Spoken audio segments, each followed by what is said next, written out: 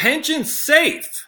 My man, I think it was Rich from Texas, had sent this to me a couple weeks ago, and I've been wanting to read this for a while. Haven't even read the article yet, but we're going to look at it because anytime it says Supreme Court and pension plan and retirees, Supreme Court, retirees, and pension plan, that always puts me on edge.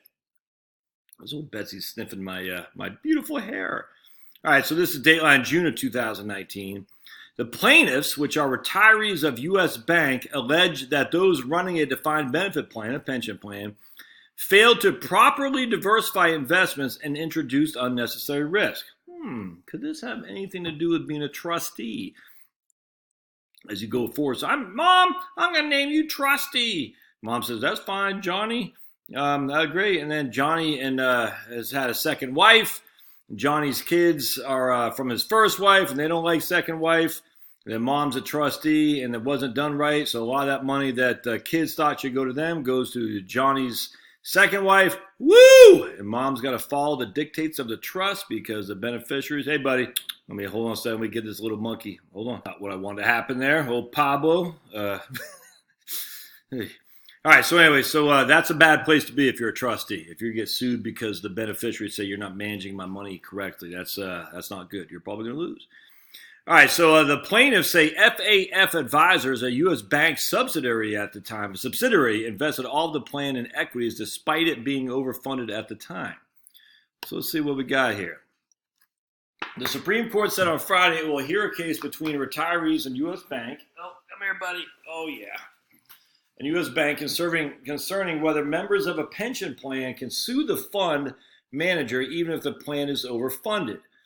The plaintiffs allege that those running a defined benefit plan failed to properly diversify investments and introduce unnecessary risk, leading to a $748 million loss from the plan from September 2007 to December 2010.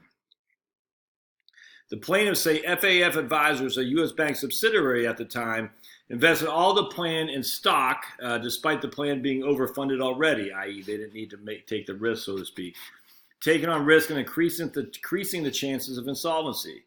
As the case worked its way through the court, the pension plan became overfunded once again in 2014, leading a district court to dismiss the case.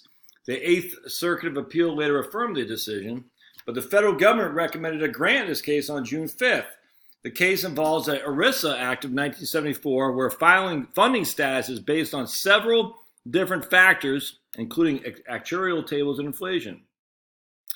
Given normal fluctuations of those bases and assumptions, it's easy to manage a plan toggling somewhat frequently between overfunded and underfunded, the government said. It would be bizarre to tether a plaintiff's standing and thus federal court's power to hear a case as such a volatile and arbitrary metrics. I don't get what's going on there. That's odd to me. But I could easily see more and more of this coming down the pike if we have another bear market for sure. They're going to say, why did you have a bear market? Why did you allow that to happen when you knew full well that the markets were topsy-turvy? And they'll say, because in this case, most pension plans are underfunded. I don't know what the net result would be, but I thought it'd be interesting to share with it. I don't think they allow comments on here, do they? Nope. I did see here, we see Trump is thinking about banning vaping or e-cigarettes. Come on, man, enough of banning stuff. Let's just let people do what they want. But Josh, 7 people have died. Yeah, 7 people have died from falling off roofs too, I guarantee today. We're still going to ban people going up on the roofs. Stop. All right, we'll just see you next time. Thanks.